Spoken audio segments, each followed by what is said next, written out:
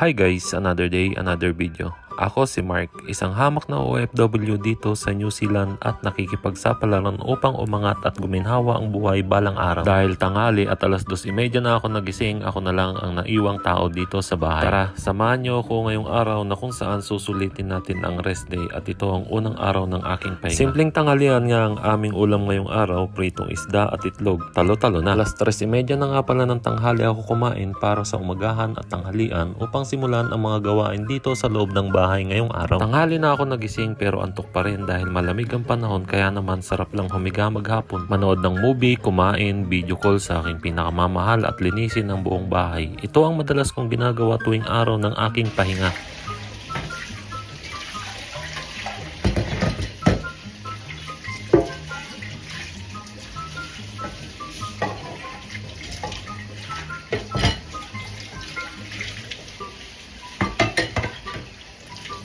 Pagkatapos ko nga palang kumain ay hinugasan ko na ang aking pinagkainan at iba pang mga hugasin katulad ng mga kawali. Maglilinis nga pala ako ng bahay gamit ang vacuum na binili ko sa marketplace. Nabili ko lang ng halagang 40 New Zealand dollar. Kaya naman sinimulan ko ng linisin ang sala, buti na lang madali lang talaga maglinis. Friday nga pala ngayon, unang araw ng aking rest day hanggang Sabado. Iba-iba nga pala ang aking rest day kada linggo. Madali lang naman maglinis gamit ang vacuum. At isa pa, dahil carpet ang aming mga sahig. Dahil magtataglamig na, hindi na masyadong malamig sa pa at sa loob ng bahay. Naalala ko dati yung previous namin na inuupahan, kahoy yung sahig kaya naman napakalamig at yung aming mga kama ay may heater.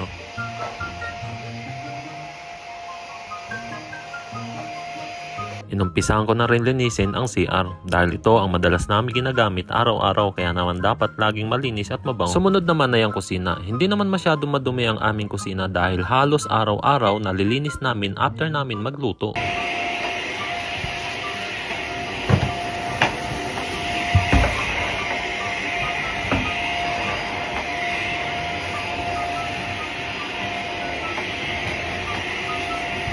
Sumunod ko naman nilinisan ay ang pinakapaborito kong parte ng aming bahay ay ang aking kwarto. Hindi naman kalakihan ang aking kwarto pero ang nagustuhan ko dito ay tahimik, malinis at syempre mabango. Malakas nga ang ulan kaya naman hindi ako makalabas. Nakaraang 3 araw ay ganito rin lagi ang panahon dito sa New Zealand, palibasa malapit na ang taglamig. Kaya naman kailangan nang ihanda ang mga jacket na makakapal para hindi tablan ng lamig. Tapos na rin kasi ang summer at hindi na gaano kainit. Hindi katulad ng mga nakaraang buwan na talaga naman lintik ang init dito sa New Zealand. Gusto ko pa naman sana umakyat ngayong rest day sa mount, makapag-exercise o makapagpapawis. Sa susunod kasi ng buwan, mahirap na magkikilos dahil malamig na ang panahon. Sa wakas, tapos na rin ako maglinis, kaya naman oras na para sa baby time. Ay!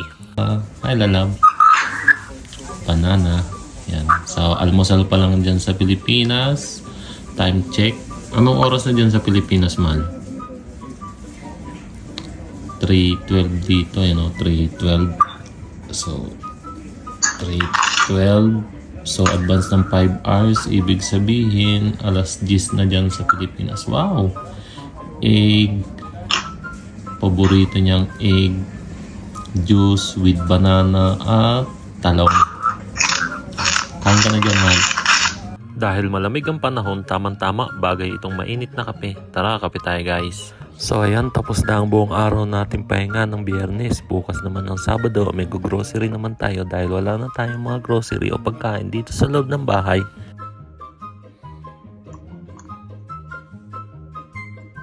Patingin nga, ganda. So paano, hanggang dito na lang ang ating video guys. Maraming salamat sa inyong lahat saan man sulok na mundo. Ganon din sa mga OFW na katulad ko. Ingat kayong lahat dyan.